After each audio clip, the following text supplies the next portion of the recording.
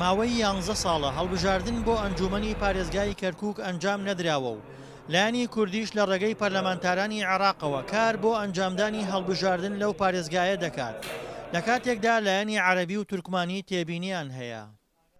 ئێمەش لەسەر داوای لیستی برایەتی ئەمانەوێ هەڵبژاردن ببێ لە کەرکووک چونکەوە ئیستحقاقی ئینتخابی هەموو نەتەوەیەکە حەقی خۆیان هەموو نەتەوەیەکە هەر ساڵجاری ئینتخابات بکرێتەوە و هەڵبژاردننی نوێ ڕوو بداتەوە و ئەندامی و مومەسلی تازە هەڵبژێرن بۆ شارەکەیان.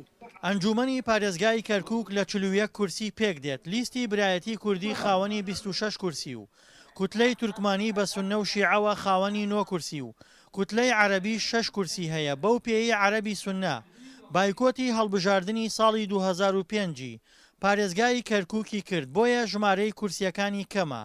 لە ئێستاشدا عەرەب داوا دەکەن گفتوگۆکردن لەسەر مەسەلەی هەڵبژاردن بۆ دوای ڕزگارکردنی حەویجە دوا بخرێت ئەگەرچی هیچ نوێنەرێکی عەرەبی سوننە ئامادە نەبوون لێدوان بدەن. بەڵام کوتلەی تورکمانی داوای ڕێکەوتنی پێشوەخت و پاشان ئەنجامدانی هەڵبژاردن دەکات. إذا أردنا أن نعمل على إجراء انتخابات في كركوك يجب أن يشرع قانون جديد. يعني هناك خلاف قانوني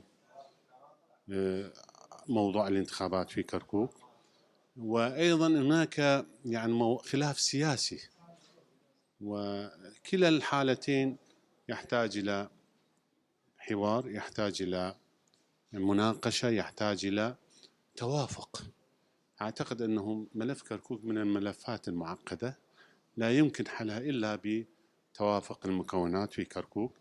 کورد لە دوا هەڵبژاردننی پەرلەمانی عێراقدا زۆربەی دەنگەکانی کەرکووکی بەدەستێنا و لە ئێستاشدا هۆشداری دەداتە لایەنی عەرەبی و تورکمانی ئەگەر ڕێگر بن لە بەردەم هەڵبژاردندا لە داهاتوودا لە پۆستە سیادیەکان بێبەشیان دەکات. کۆمەڵێ بربەست دانێن کۆمەڵێک لە خۆیان نەترسن دەنگ نایەنن و ئێمە زۆرینەین ئەوە هۆکارێکی ڕئیسیە کە کۆمەڵێک کێشە و مەشاکلمان بۆ دەستنەوە هەڵبژاردن نەکرێ بەڵام ئێمە لەسەر فشاری خۆمان بەردەوامین و هەڵبژاردن ئەم جارە وەکو ئێمە وەکو کتلەی کوردی بەبێ قەید و شەرتیش لە پێش وەختەمانوت قەینا بە هاوکاری برانەتەوەکانی ترمان عەرەب و تورکمان بکەین کە مەناسبیان بدەینێ لە وڵاتە بەڵام ئێمە گەر زۆری نەبین بە ئیستحقاقی انتخابیکەین ئەگەر بە ئیستحقاقی انتخابی بکەین یەک کورسی سیادی نادەینە هیچ کەسێ.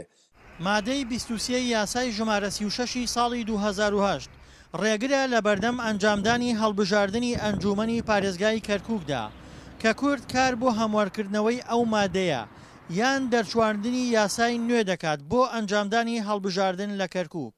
دڵشاد ئەنوەر، دەنگی ئەمریکا، پارێزگای کەرکووک.